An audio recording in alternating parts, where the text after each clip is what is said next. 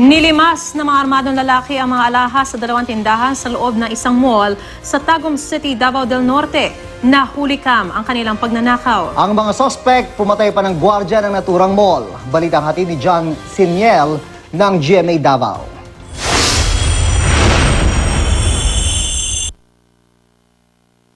Pinasok ng mga armadong lalaki ang isang mall sa Tagum City, Davao del Norte. Kabubukas pa lang ng mall ang dumating ang mga sospek na may dalang matataas na kalibre ng baril. Ayon sa mga gwardya ng mall, dalawang sospek muna ang pumasok at pinadapa ang dalawang gwardya sa entrance ng mall. Sumunod ang dalawa pang sospek at umakyat sa second floor, diretso sa dalawang jewelry store.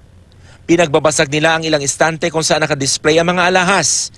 Nilimas ang mga alahas at inilagay sa bag. Ang isang sospek, ibinulsa pa ang ibang alahas. Nakasuot sila ng sombrero, kaya hindi gaanong kita ang mukha nila sa kamera. 3 minuto lang tumagal ang panloloob ng mga sospek.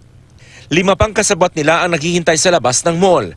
Tumakas sa mga sospek tangay ang mga alahas na di pa natutukoy ang kabuoang halaga. Isa sa mga gwardya ng mall ang binawian ng buhay matapos barilin ng mga sospek. Baabot. Ayaw mo. Ginoo na bahala rin.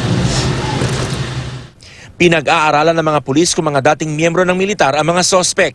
In fact, ongoing ang pagkandak karon sa hot pursuit operation kay na subay man gyud nila kung asa ning adto ang mga getaway nga single motorcycle na vehicle ang gisakyan nila. Pansamantalang isinara ang second and third floor ng mall habang patuloy pa ang investigasyon.